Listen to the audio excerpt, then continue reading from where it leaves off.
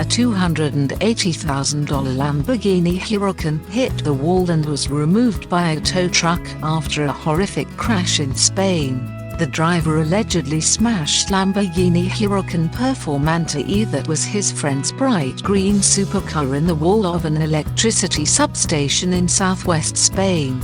Occupants fled the scene before they were tracked down in hospital. The driver is now under investigation for reckless driving after allegedly speeding before losing control of the vehicle and crashing into the wall.